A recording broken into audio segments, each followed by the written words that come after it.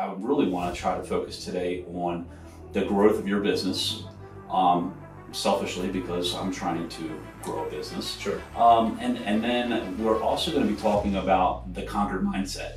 And we've talked about that in the past at different appointments, and it really just resonates with me, and I really felt like you needed to be, on this podcast because it's everything that we're trying to put out there. So in your younger years of starting off growing your business, what were some of the challenges that you faced? Because it's not all sunshine and rainbows, and people look at successful people and they're like, there was a long road for that to happen.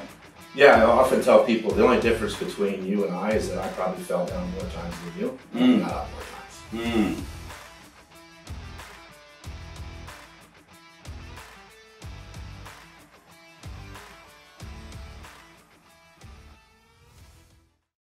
Hey, what's going on, everybody? It is Tim here with the TMA Connection. It's your local podcast that focuses on people that are making a difference in the lives of others, in the community, and in real estate. But today we're taking a back seat with the real estate part, and we're really focusing on life and community. And I am super pumped about today's episode because I got the doctor in the house. The guy that keeps me aligned, keeps me straight. He runs a chiropractic practice in Bel Air called Elite Spinal Health and Wellness. Ladies and gentlemen, welcome to the show, Dr. Craig Chavis. Thank you.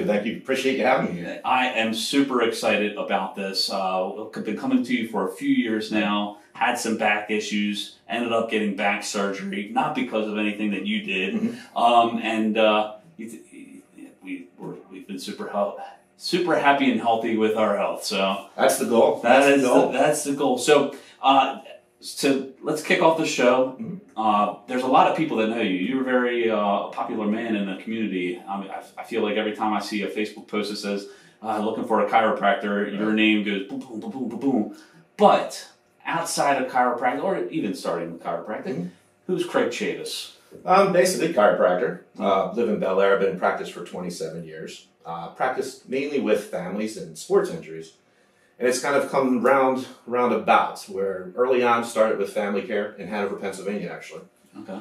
And practiced there for about 8 years. And then I always wanted to be in Bel Air because I live here. And so driving back and forth to Hanover, PA adds up over time. Right. You get caught behind the horse carriages sometimes, and it takes, an hour and a half to get to work. So eventually opened here, and I've been open here since 2001. And then after having children and getting involved with sports a lot, started treating a lot of athletes. Okay. And so our practice pretty much does family care, sports injuries, chiropractic being the core philosophy of treatment, which means your body has the innate ability to heal itself. We're just trying to remove interference through the adjustments. We also do some physical therapy modalities as well, but we're really trying to help people reach their potential. Okay. Yeah. Now, something interesting about you, if you've ever gone into your office, is there is just like a wall of fame. Right. You are like the doctor of the rich and famous, or the doctor of rock stars. Big appreciation for 80s rock music. Absolutely. Got it playing on the overhead speakers when we're in there. We're jamming. Yeah. Who are some of the more famous, notable people that you've worked with? It's amazing because it's humbling knowing that being in this profession that I could be able to work with some of my heroes. Big into music myself, played in a band in high school. Hair bands were my heroes. So I got the opportunity with the first band I worked with was a band called Warrant, famous for Cherry Pie. Okay. They really got me started. But they enabled me to meet all of my heroes, especially drummers. Frankie Banali from Quiet Riot. So I was out with Quiet Riot, Poison, Cinderella, Iron Maiden, Judas Priest, you name it. Pretty much all of the big acts that were national recording artists in the late 80s, early 90s. And that happened because it happened by a fluke, really. Okay. That's a lot of things do, right? Yeah, it's amazing. I wasn't looking for it. Okay. But I liked music, so it just kind of, whatever you move towards, you tend to attract as well. Yeah. So I found once you get in with one group, all of a sudden they've known you for years, and they started introducing me to other acts, bands, and tour people. And I started getting these phone calls, and they're like, yeah, but the warrant said they knew you for years. I'd known him for literally a week the first time. And I was like, oh, yeah, okay. What do you need me to do? So then I started just being that guy, getting the call and going out on tour with acts, and I loved it. I mean, I would have done it for free, but don't tell them that. Yeah, right. That's so cool. To go out on the road in the 80s and the 90s was probably pretty wild. Is there any like one standout, like one that I can tell for the show? One story. Sure. Yeah. Okay. It's interesting that the era kind of changed. So these guys were into golf at this time when I was out with them, because it would have been 95, 96, 97. And they played golf, so I was into golf, and that's how we kind of connected and became friends, because I didn't just talk about music. And so our conversations on the bus were, what'd you shoot, where are we playing? They would get me on these golf courses that I would never get onto. Wow.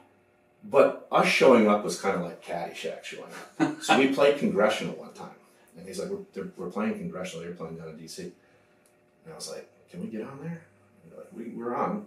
And we roll up, and these guys are all decked out in plaid pants, chains hanging. I mean, Doc Martin boots, they're playing in. And I'm in my normal geeky golf attire, right? And I'm thinking, we're booted off this course. Yeah. They didn't have a problem with us playing on there. And they were all really good golfers, too. I mean, some of these guys were scratch golfers. Wow. But that was fun to get in places where they just didn't fit in. Right. But they fit in because of who they were.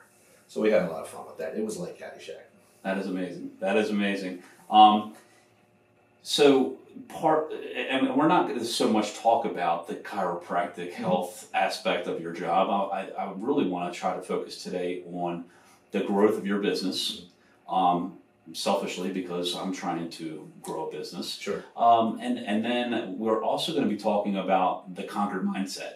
And we've talked about that in the past at different appointments, and it really just resonates with me, and I really felt like you needed to be on this podcast because it's everything that we're trying to put out there. So in your younger years of starting off, growing your business, what were some of the challenges that you faced? Because it's not all sunshine and rainbows, and people look at successful people and they're like, there was a long road for that to happen. Yeah, I often tell people the only difference between you and I is that I probably fell down more times than you, and I got up more times. So I took a lot of risk. I was lucky. I was young. I was the youngest person to graduate out of my class. So I was 25 when I got out of grad school. Okay. And so I opened a practice. I graduated in August, opened my practice in November working for another individual. We used to have an office locally. They were my mentor, so I trusted them with everything. Where if he told me to go wash his car, I washed the car. And that's actually how I started in his office before I went to school.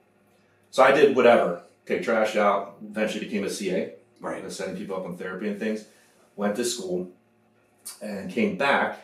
He opened my office in Hanover. And they signed, usually have you sign a 5-year contract. If you work 5 years, you buy them out. Okay.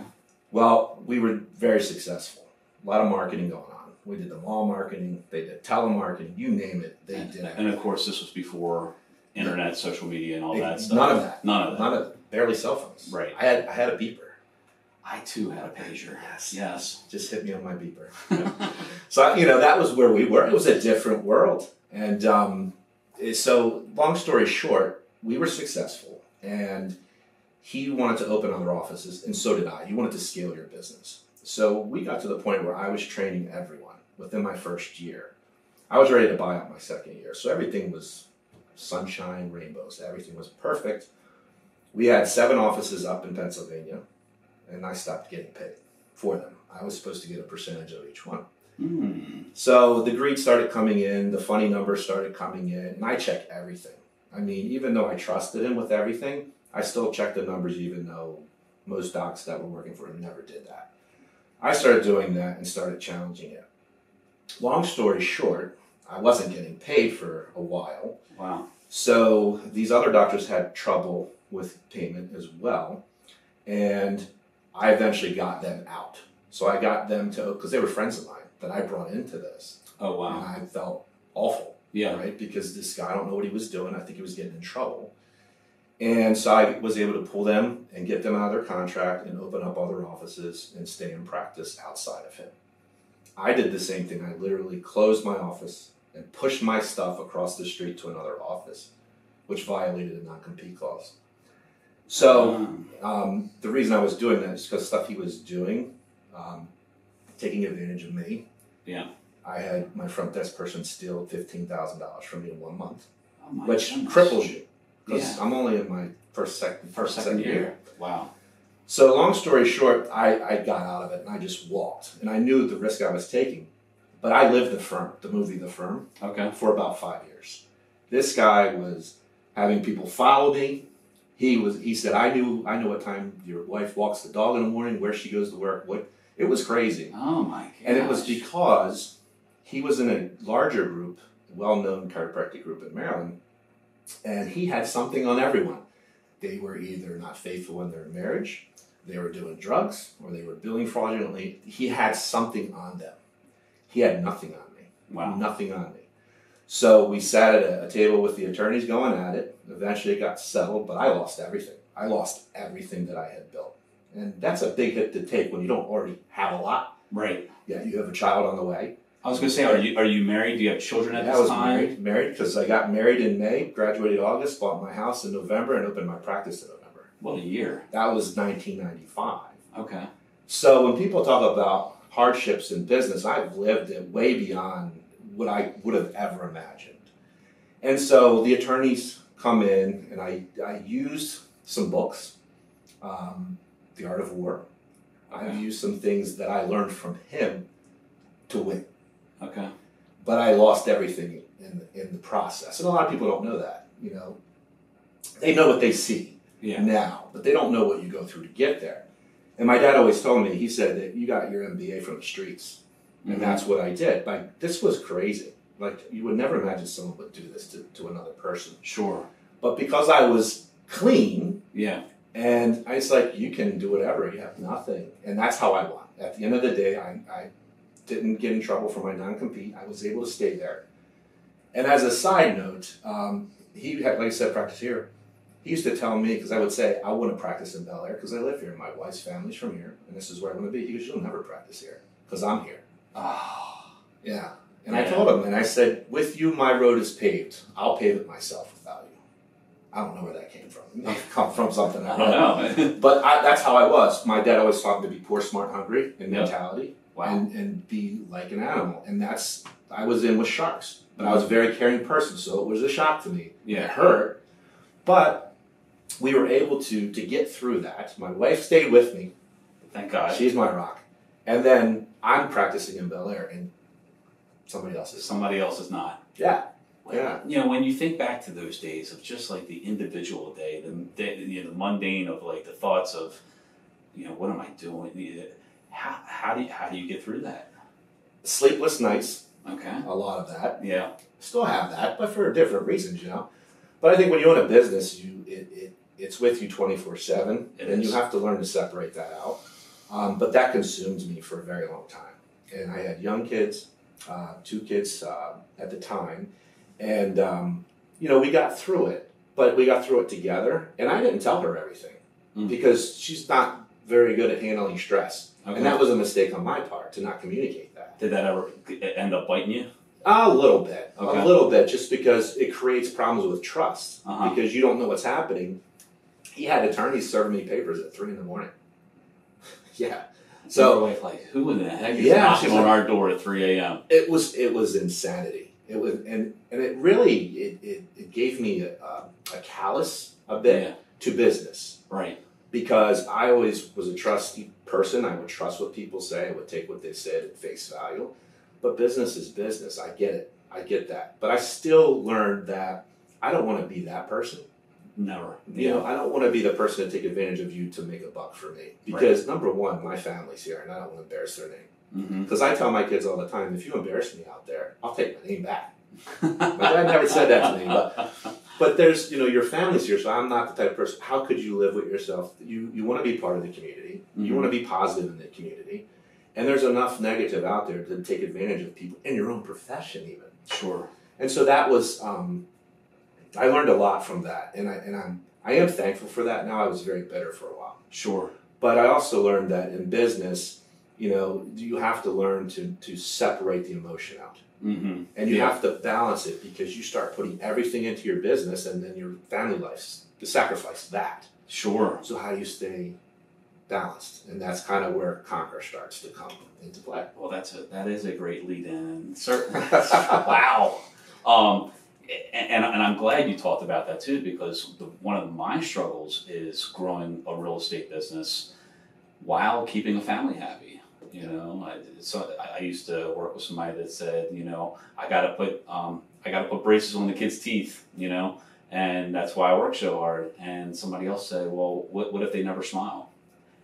And that's like, what? You know, but that's kind of what we're up against. It's like there's only so many hours in a day. How can you most productively, creatively create leverage so that you can be more present at home? Because when the fact of the matter is, everything that I'm doing is for my family. That's my why. But if your family's not happy with you because you're never around, how do you balance that? And that's going into the Conquered mindset. So you are starting this brand. You're starting to grow on TikTok. You have your own podcast, and we'll talk about that a little bit later. But where did the Conquered mindset? What is the Conquered mindset? Where did it come from? So Conquer has come from that, that set of events, but also dealing with patients. I tend to connect, and I don't really like calling them patients. I like calling them members of my practice. Okay. I think that fits better for what chiropractic is. I like that. Chiropractic is based on the premise we want to help your body adapt to the three stressors in life: physical, emotional, and chemical. Physical, back pain, headaches, you know, that's the typical thing people will come into me for. They don't come in and say, I want to reach my potential in health and wellness. What does that mean, right? And so as we look at history, I pretty much know your diagnosis by the time I listen to your history. Yeah. So for any doctor, if they're not listening to you when you're giving them your history, they're missing something. Right. So keep that in the back. Okay. Because we treat people, not conditions. So a lot of times what I started seeing is people are on medications for antidepressive medications, anti-anxiety medications, and that's not even counting statin drugs and everything else around. So their lifestyle is very stressful. So I started asking questions, and people would open up. Some do, some don't. Some just want to get rid of my back pain and send me on my way. But some just start coming out with stuff. Yeah. And so I'm listening to all these stories, and I've started to find common threads. Different issues, but common threads that were there. And over time, and I think we're seeing publicly today that emotional stress is a huge one for people. It directly affects your health. It will make back pain worse, headache worse. It will create issues like GERD, heartburn, things like that. And it will age you faster, right? Chemical stress is the other one. That's diet, that's medications, toxins, environment, you name it. So what I started becoming was a coach to these people because they trusted me. And I listened. And a lot of times we don't have people to listen to us. Even with big family, you know, they say you can have a ton of people around you but feel lonely. And I believe that. And so I started listening and then giving suggestions. I'm not a counselor. I'm a chiropractor. Right. I'm not a counselor. So if things get a little heavy, just maybe you need to talk to somebody else. But a lot of things weren't to that level. There were things I think we all deal with, but especially males, we don't like to talk about. Right. You know, we're macho, nothing bothers us. Yeah. But I started seeing all of these things and thinking, you're not alone. Wow, I feel that way too sometimes, you know? And so what I've learned is everybody has something to conquer.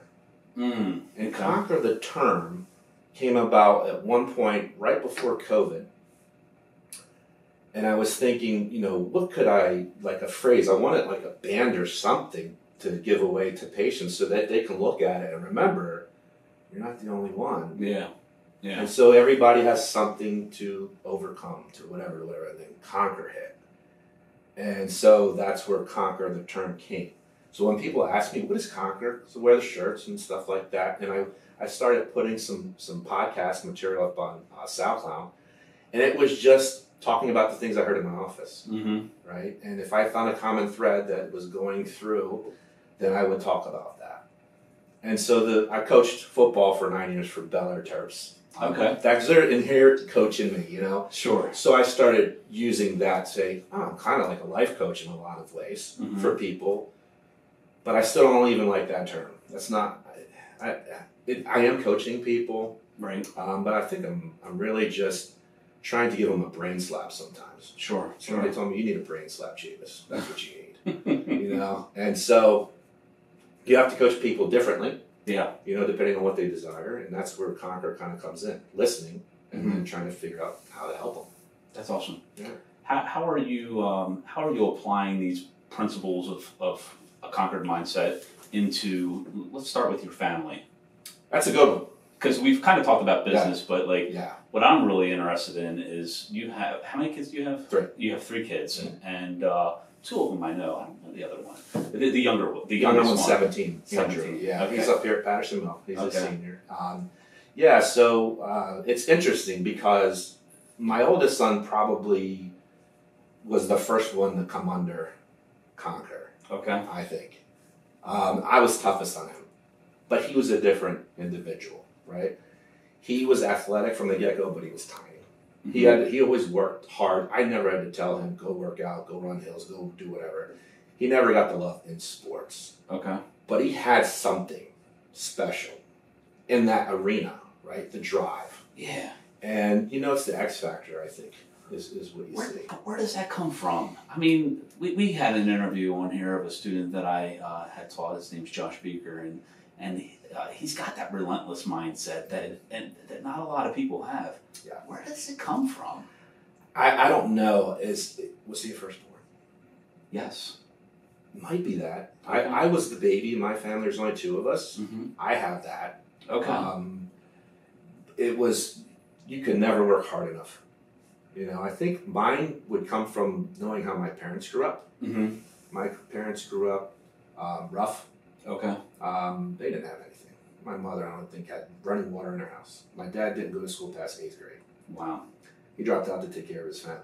Yeah. Who, by the way, he was paying the rent. They came home and said, you got to find another place to live. Stuff like that. Yeah. And my dad, you know, taught me something that you either use that stuff as a excuse for why your life is where it is, or a motivator. Mm. And I do a podcast on that, excuses versus motivators. Yeah. And you have a choice, because you have adversity. I get that. Yeah. But you have a choice. It's how you deal with it. You are where you are because of how you think. So that X factor is maybe part of that. Mm-hmm. You hear those stories and you're like, whoa, I don't want to be in that situation. I want to get better. And not everybody thinks that way, I guess. It's a mindset. And I saw it in the sense of, with him, he, like I said, he would do, I mean, we're talking 6 to 8 years old. Okay. And I wasn't a gym rat or anything like that. But we were playing rec football. He broke his leg in the 4th game in. Oh my goodness. He was in a cast. And we lost our first game. And then we won the rest of them. And if you went to the state championship, you got to play in M&T, which for a kid would be. I mean, for a coach, it was like, well, that would be cool. Yeah, right. So he says, if I get out of my cast, can I play? And I'm like, you're not getting out of here. Yeah, absolutely. I mean, I wouldn't even ask that. I would have been like, I'm done. Right. And I said, yeah. So he got his cast off in 10 weeks instead of 14. And I had to keep my promise. I think my wife wanted to divorce me then at that time. But he played. So I put him in. He was a little kid. He used to play corner. I put him at nose guard. And this team was special. This team was full of the X factor. Okay. Parents got along, kids got along, kids protected each other. These are 8-year-old kids. And we put him in, and every time he went down, they helped him up. And he went down right before halftime. And I go out, and I'm like, what happened? He goes, my leg. I go, the broken one? He goes, no. I go, get up. He was fine. But that was something I saw early. To have the desire as a little kid, not a big stud football player, at that age, I said, there's something there. Yeah. So that as we moved on, he worked hard, and he later excelled to that, no matter how many times he heard no. Right. And that's his life. Right? Business, real estate, how many times? You probably never hear no, right? Everybody does everything perfect. All the time. I think that's the X factor, is that you can have adversity, you can hear no, and you can pivot, move on. Yeah. Pivot, move on. Right. And I think that's something you're maybe born with. There's got to be a component of that. But I really believe environment can change just about anything. Yeah. And I think from my other 2, they're totally different. Okay with sports, but not in love with it, right? Right. My daughter She's a sweetheart. She'll probably be the one that takes care of me when I'm older. But are you listening? Hopefully. But she's very caring. She wants to go in the healthcare field. Mm-hmm. And she's very driven, and she's very tough in a different way. So I had to use Conquer to help her in a different way. I couldn't hammer her like a football coach. I couldn't be aggressive towards her. Sure. I would be a little bit, because she's my only daughter. I want her to be independent. Independent, right? Absolutely. And so, and understand you can do anything you want, but you just got to be clear on what you want and then understand how to get there. Mm-hmm. So I coach her a little bit different, more supportive, more fuzzy, more warm, but with an intensity of life is there. Yeah. Opportunity is there. Stop listening to the news all the time. Stop listening, because I do it sometimes. You get negative. Yeah. Oh. But there's No more. doubt. There's an abundance of everything out there. Yeah. And we're conditioned to believe it's not. Right? It is there. You just have to figure it out. Then the younger one, probably the smartest of all three of them, Okay. of all five of us in the house. Yeah. He has lack of confidence. Wow. I don't get it. Yeah. And he's composed music. He's taught himself to play guitar. He builds computers. He's a hacker, maybe. I don't know. But he doesn't have the confidence, but it's coming. It's coming. So they all develop, I think, in different ways at different levels. They definitely do. And I've learned from that because I'm like my oldest one. He's like me. Yeah. And I learn aggressively. But I learned through coaching sports that I couldn't coach every kid the same way. So I didn't coach other kids the way I did the ones that could take a little bit more, get into them. Right. Right? Right. Some of them you have to hold their hand and push them along. But I do it in a way to try and elevate that, to give them that confidence. And that's the way family works, Mm-hmm. I think. I'm not by far an expert in that. I'm still learning. Man, isn't that parenting? I mean, really. I'm waiting for the book to come out. Yeah. Right. Yeah. Yeah. You might need to write it. Well, I read that question there about books, and I was Yeah. thinking the one I haven't written yet is probably going to be the most influential in my life. Right. Right. But I've learned that you learn from your kids too. A lot of times I see two sets of parenting. One is like the friend, the coddler or the friend. They can never be too sad, too angry, too like. Mm-hmm. The other side is really maybe overly aggressive Mm-hmm. type of thing. I'm somewhere in the middle Yeah. and try to adapt to the situation. Sure. But yeah, that's Conquer in my family, and they don't all like it all the time Yeah. because there's no excuses. All right, what happened? What went wrong? Mm-hmm. Is that an excuse? So now what do we do? Fix it. Yeah. That's my mentality. That's Conquer. Conquer the situation. Conquer how you handle stuff. Conquer how you deal with adversity in your mind. Mm. And then from there, Sure. excuses don't matter.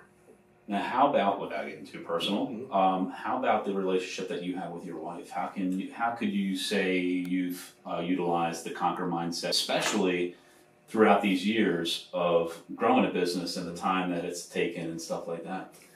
She's conquered me the entire time. That's the best answer possible. Well, I think that being married is a process. Mm-hmm. My wife is the love of my life. She is. I knew what I was going to do for a living. Like I said, I knew I was going to be in healthcare. Yeah. It's like I don't know if I relived in something or whatever. I don't know, but I knew what my wife looked like. I knew I could see her eyes, and she used to think I was making that up. So I feel that if you're lucky enough to find your soulmate, Mm-hmm. that you go through a process and you tolerate things because you know there's the bigger picture there. And I didn't know that initially. First 5 years of marriage, if you would have met us, you would say, they're never staying together.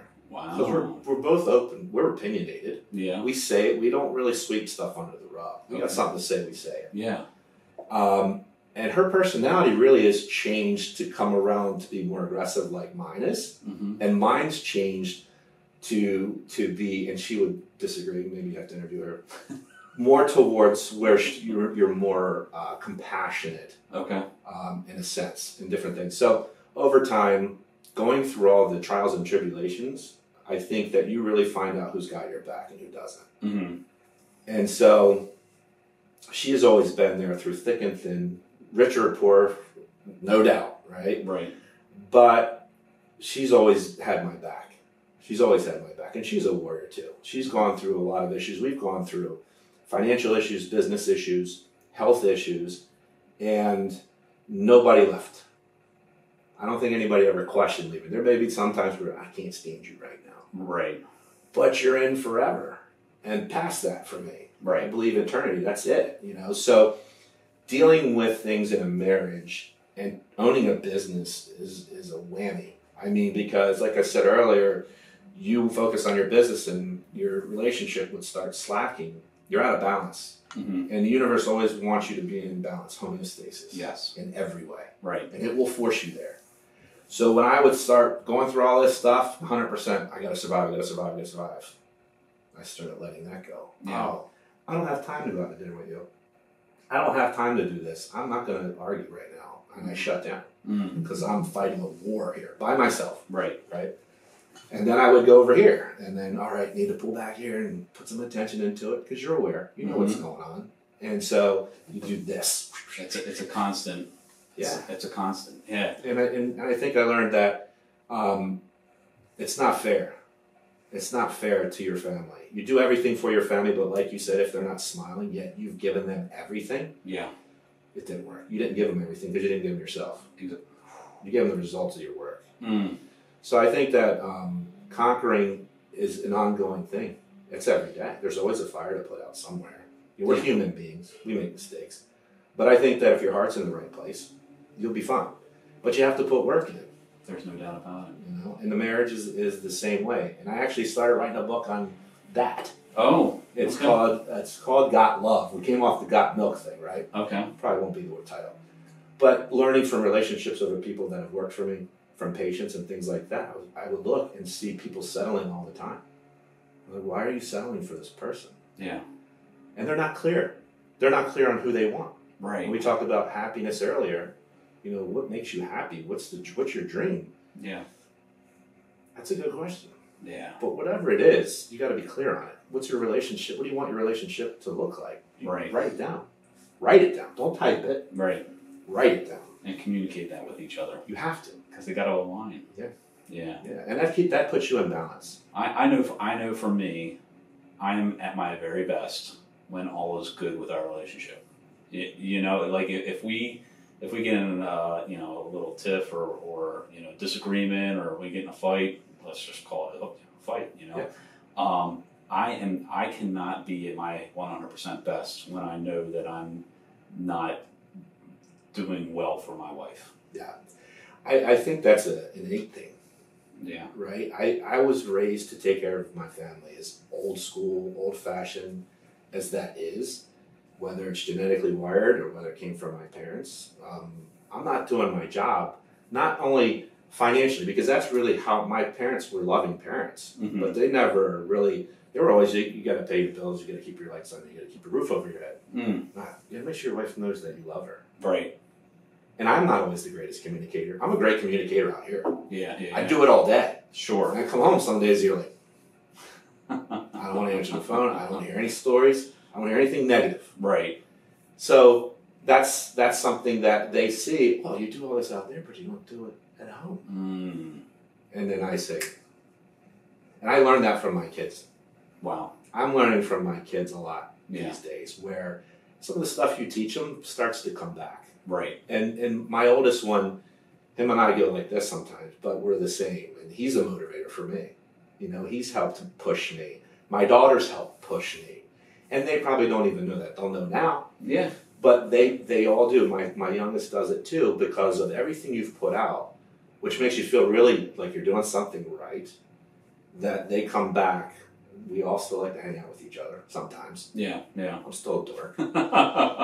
But there's something you're doing right that hopefully they learn to pass on, And conquer is about figuring out what you need to conquer. Right. Being clear on that, and then your why, and then you can attain that goal or that target. I like to call it a target. Yeah. Depends on how you're attacking it. So. Wow. I could talk to you all day long. I could talk to you all day long. You might have to be a part two. Right. Next episode in your office. All right. Well, I do want to respect your time, so let's throw a few final questions at you. Sure. And see what you got there. I'm an avid reader. You're an avid reader. What's a book that has made a pretty big impact or influence on you, whether it's your career or fatherhood or whatever? That's a good question because there's a couple. Okay. Right? I think that the first book that started it all for me was Awaken, the Giant Within by Tony Robbins, the guru, the main guy. That's I right. read that early, had the tapes early, because I knew that I was just wide open and ready to attack the world at an early age. Yeah. That book solidified that in my head. Started getting my mindset to think that way. So I would say that's the first one that really got me interested in these types of books and motivational things. And then I take kind of bits and pieces of different ones. The Art of War helped me get through some of the darkest times in my life. Okay. Who is that author? Sun Tzu. Okay. It's an aggressive book, but, learn the enemy, make the enemy think that you are weak when you are strong. That probably got you through that period of time with the lawsuit and all that stuff. And the guy that gave me that was the guy I was going at. Nice. Yep. So, and he gave me that early in life. Thank you for the ammunition. Exactly. And then it was cathartic to go through and read, because that book's a very difficult read. Okay. It's very old school. Okay. But that was very pivotal in that time. And then I have, there's other books.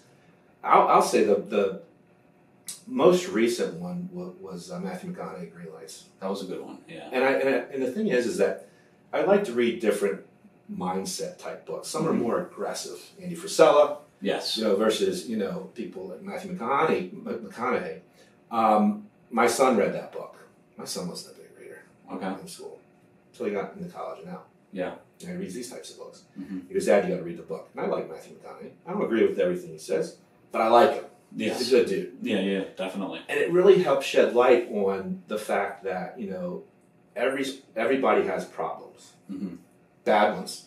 Ones that may not seem so bad to other people are devastating to others. And it really gave a different perspective, kind of a spiritual perspective on his take. And it helped soften my edges maybe a little bit. Okay. Because dealing with family, you have to soften your edges. Sure. Right? I can soften my edges with patience. Yeah. Because I don't live with them every day. Right. They don't drive me crazy sometimes. Right. So sometimes that's easier. So I would say that book is probably recently one of the better books I've read. Okay. And so I would say those three are real big books. But there's one I'm reading right now is Atomic Habits.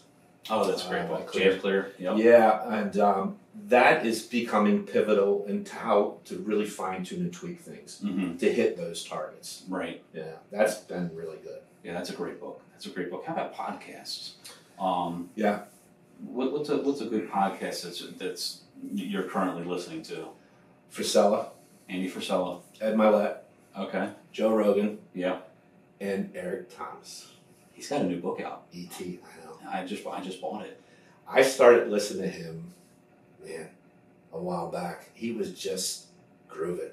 Yeah. And I heard the story, when you want to succeed as bad as you want to breathe. Yes, right. That resonated with me like that. I think that really broke him out into huge. Being known really well as that story. And it was cool because it connected. That was one of the first things I told we were going on baseball trips, and I was trying to get my son to read and get motivated, and he didn't need any help at the time, but I knew he would later. Sure. It gets harder as we get older because everything's negative, and so I said, well, you might listen to this guy because he likes rap and stuff like that, and I do. And I started listening to him in the gym. I'm listening to Eric Thomas, the hip hop preacher podcast, while I'm in the gym. He's getting me all hyped up. Thank God it's Monday. What up? It's your boy E.T. Yeah, I love it. And I'm like, if I feel down, I put that in. Yeah. He's just the hype man. And I love his message. And that was the first one I gave to my son. And one day we were on a plane and he had his headphones in, usually listen to music, and we were going to a big tournament. And I pull his earphone, I go, what are you listening to? And he just looks at me and I hear, what up? And I go, yes! I thought he was going to be listening to Metallica or something. Right. But it was that. So that was huge, and that stuck to where, I would say he's one of the more influential in the later times of my life because there wasn't a ton of podcasts out there. Yeah. But yeah, Joe Rogan's one I like because he puts a lot of scientists on there, various topics and things, and gets deep. And I like him because he's non-judgmental. He'll change his point of view if you can show evidence. Sure. So I like that. It's not just purely one-sided. Right. I like his stuff too. So I would say those. Frisella's a motivator for me too. Yeah. I have his 100 to nothing run the score up coffee cup. I look at every morning. Nice. So that's the side I need. I need the aggressive brain slap. Yeah. And he gives me that. That's awesome. Yeah. That is awesome. You're going out on a date tonight with your wife and maybe even your family. Going to a restaurant in Bel Air, Harford County. Where's your guys' go-to place to go eat? My favorite place right now is the Local. Interesting. I like it. And we've gone probably a handful of times before they kind of expanded a little bit. And it was packed in there. Okay. I like the food. It's different. Okay. Kind of your good stuff, but it's like farm to table kind of feel. They use local farms, and I like that. That's a popular thing now. But it's different too. And I like the tomahawk ribeye. Yeah. You can split that. Yeah. Okay. I like my meat. But that's probably my favorite place to go to. And hopefully I love my kids to death, but when they go, it's expensive. Right. They're all adults now, pretty much. So they don't let the kids. So maybe just Mr. Chavis gets to go. That's what I try to. That's my go-to. Yeah. That's funny.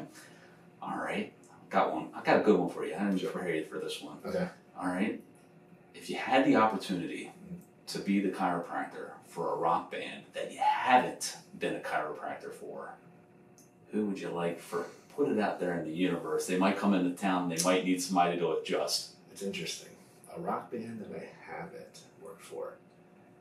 I would say right now, Alter Bridge. Oh. Because I liked Creed. Okay. I love Miles Kennedy. His voice is just spectacular. Okay. And I would say Alter Bridge would be one I would love to work with. Okay. Yeah, they're different.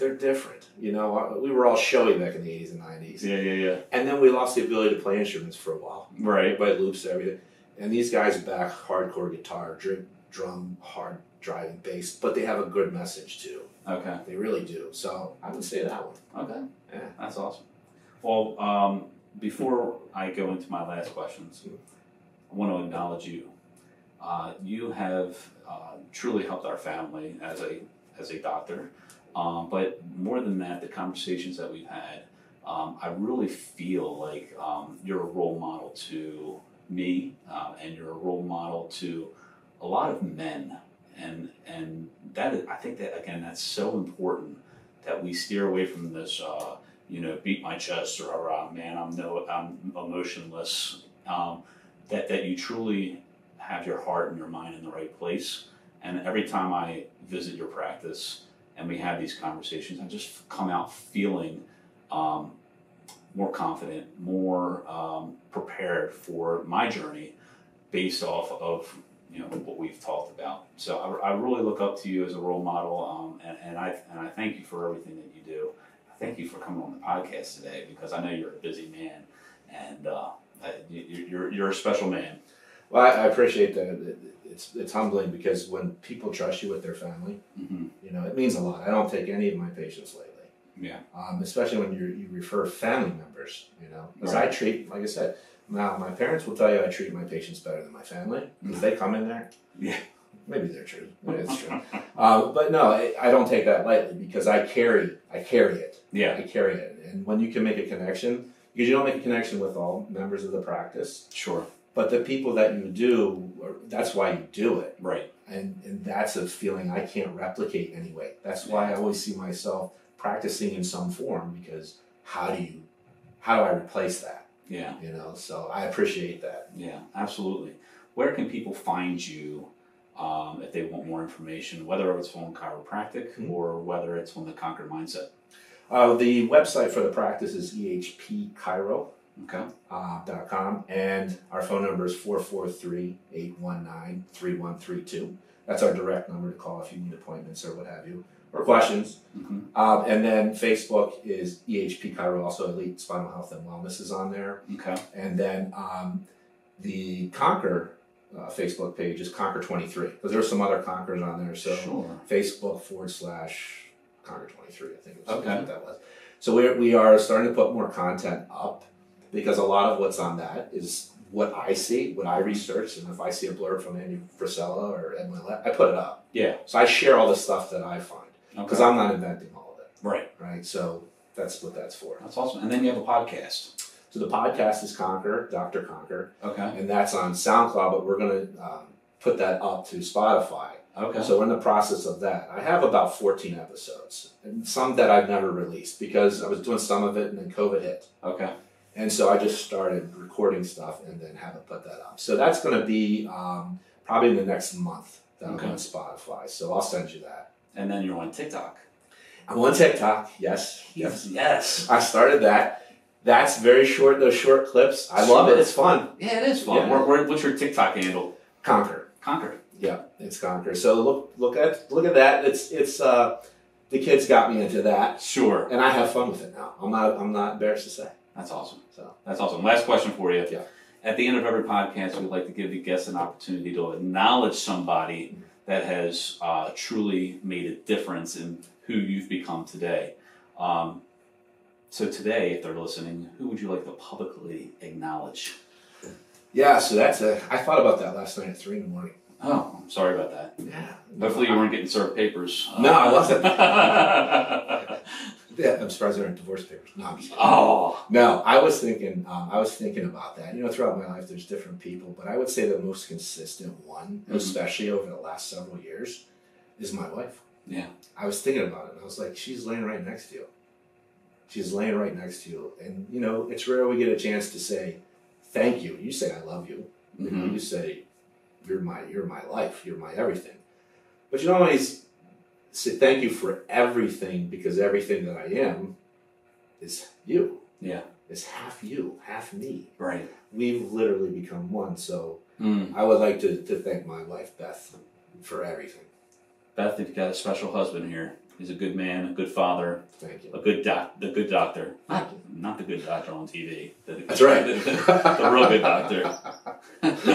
So, ladies and gentlemen, again, please follow Craig Chavis, Dr. Craig Chavis on all of his platforms. You can follow us too at the Markland Advantage on Facebook and Instagram.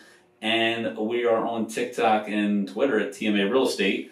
And if you ever need to reach out to us, you know where to go. So, Craig, thank you so much, brother. Thank you for having me. I appreciate you. Thank you. Absolutely. Ladies and gentlemen, until next time, live your life to the fullest, and we'll see you soon. Take care.